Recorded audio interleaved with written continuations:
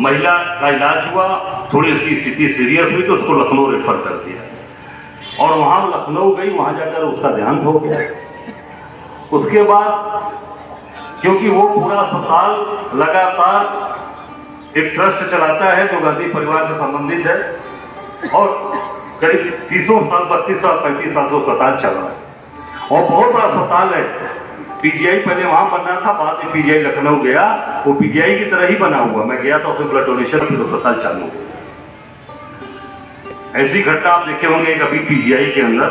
इनके पूर्व सांसद भैरव मिश्रा जी, पढ़ा होगा आप लोगों ने सभी समाचार पत्रों में, जो बांदा से सांसद थे इनके 2014 में, भैरव मिश्रा जी, वो अपने लड़के को इलाज कराने ले गए वहां अस्पताल में। और जो आजकल डिप्टी सीएम बन के घूम रहे हैं लंबे चौड़े से, क्या नाम है उनका, ब्रजेश पाठक, ब्रजेश पाठक, उनसे बात करके वो गए थे कि मैं जा रहा हूं और वहां जरा बोल दीजिएगा मेरे बच्चे का इलाज हो। ब्रजेश पाठक जी ने, ये झूठे लोग हैं, केवल झूठी बात कर कर वोट लेना जानते हैं। चुनाव आएगा, अभी वो ये लड़े थे गोपीगंज, वहां पूरा हिंदू मुसलमान चिल्ला चिल्ला कर दीनानाथ भास्कर ने क्या भाषण दिया था, मैंने सुना था वो वीडियो। अब सोचिए आप, आज जब कोई काम करने वाला आदमी काम करके आगे आया था तो आज वो चीजों को ये आम जनता के साथ खड़ा रहे। मैं इतना ही कहना चाहूंगा कि आज भारतीय जनता पार्टी के सांसद और विधायक की कोई आवाज है, अपने बेटे की जान नहीं बचा पाए पंडित जी, तो आम जनता का इलाज क्या करा पाएंगे आप बताइए। इसलिए नहीं क्षमता है, इसलिए इनकी बात को कोई नहीं सुन रहा है। इधर लोकसभा चुनाव करीब है, वर्तमान सरकार बंद पड़ी इकाइयों को लेकर बहुत सक्रियता दिखा रही है, इस पर आपका क्या कहना है? आप देखिए, आपकी सबसे जो मूल चीज़ थी यहाँ भदोही में, आपकी जो पंडित श्यामधर मिश्रा जी और कांग्रेस के राज में जो लगी थी, चीनी मिल लगी थी औराई की, इंदिरा मिल लगी थी, आपके डाइंग प्लांट लगा था और कंबल फैक्ट्री लगी थी, तमाम ऐसे कल कारखाने लगे कांग्रेस में। ये सरकार के लोग, भाजपा के लोग उस मिलों को बेच दिए और उसमें दलाली खाए हैं ये लोग। ये पूरी तरीके से भारतीय जनता पार्टी के लोग उसमें शामिल रहे हैं। इसकी जांच कराई जाए कि किस तरीके के लोग उसमें शामिल रहकर ये सब काम किए हैं और आज जनता का चुना हुआ जनप्रतिनिधि उसमें शामिल है। मैं समझता हूं कि ये बड़ा दुर्भाग्य है भदोही जनपद का। आप देखिए, कालीन हम लोग जब बनारस से आते थे भदोही के लिए, औराई के लिए, तो हर दूसरी तीसरी मोटरसाइकिल पर काती लगी जाती थी कि काती रहती थी। आज कहीं काती का पता है? खत्म हो गया।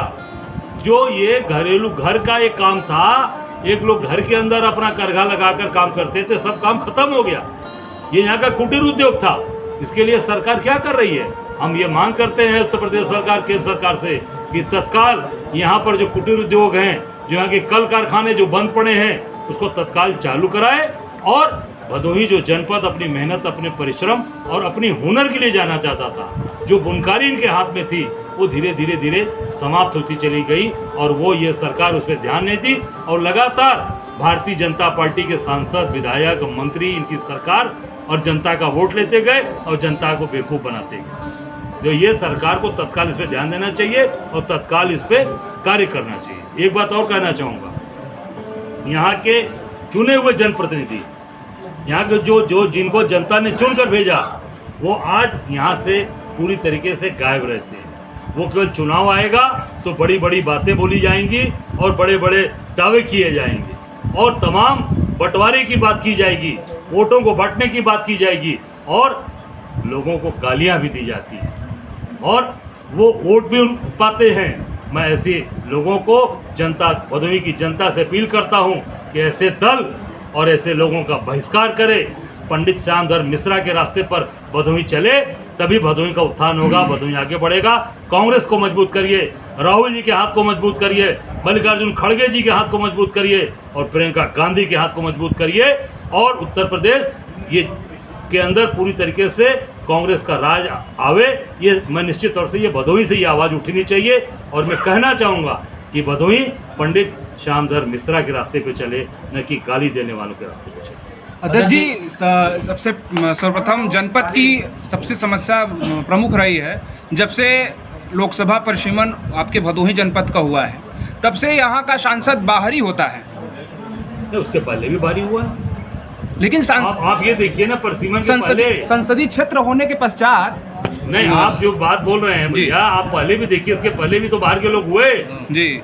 इस पे क्या निर्देश लेकिन रहेगा? आपकी पार्टी क्या कहना चाहती है इस पर? हमारी पार्टी कहना चाहती है कि पंडित श्यामधर मिश्रा के रास्ते पर अगर यहाँ की जनता चलेगी तभी भदोही का विकास होगा।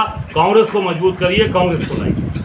अध्यक्ष जी, एक चीज़ कहना चाहेंगे कि समाजवादी इंडिया गठबंधन में समाजवादी पार्टी कुछ अलग रास्ते पर चलती नजर आ रही है, क्या कहना चाहेंगे इस पर? देखिए, ऐसा है, अभी ये 5 स्टेट के चुनाव हो रहे हैं, 5 स्टेट के चुनाव हो जाएंगे। अभी हमारे नेतागण सब लोग उस चुनाव में, कोई तेलंगाना में है, कोई छत्तीसगढ़ में है, कोई मध्य प्रदेश में है, कोई राजस्थान में, कोई मिजोरम। अभी ये सारी चीज़ें सामने आएंगी, जब उसमें वरिष्ठ नेता बैठेंगे, निश्चित तौर से उसमें मजबूत निर्णय क्या होगा। ये इंडिया अलायंस जो गठबंधन हुआ, क्या ये विधानसभा चुनाव के लिए नहीं था क्या? नहीं, ये लोकसभा चुनाव के लिए, विधानसभा चुनाव में नहीं, लोकसभा। अध्यक्ष जी, आपने कहा कि 80 सीटों पे प्रदेश की कांग्रेस तैयारी कर रही है, सभी 80 सीटों पे, तो किस तरह के प्रत्याशियों को तरजीह देंगे, किस तरह का प्रत्याशी देखिए, होगा? प्रत्याशी सब मजबूत और ज़्यादातर स्थानीय और मजबूत लोगों को प्रश्रय दिया जाए।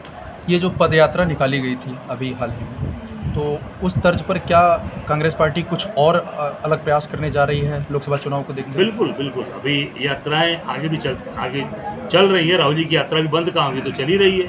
अब देखिए, कभी कारपेंटर के यहाँ जाते हैं, कभी बिजली मिस्त्री के यहाँ जाते हैं, कभी मैकेनिक के यहाँ जाते हैं, कभी वो लद्दाख जाते हैं, तो लगातार वो कभी बस ड्राइवरों के साथ चल रहे हैं। तो ये यात्रा चल रही है, और यात्रा अभी आगे आपको देखने को मिलेगा कि कांग्रेस मजबूती पे सड़क पर उतरकर आम जनता के साथ खड़ी थी और खड़ी रहेगी। भारतीय जनता पार्टी के जो वरिष्ठ नेता हैं वो लगातार तमाम मंचों से आरोप लगाते रहे था, इस पर क्या कहना चाहेंगे आप?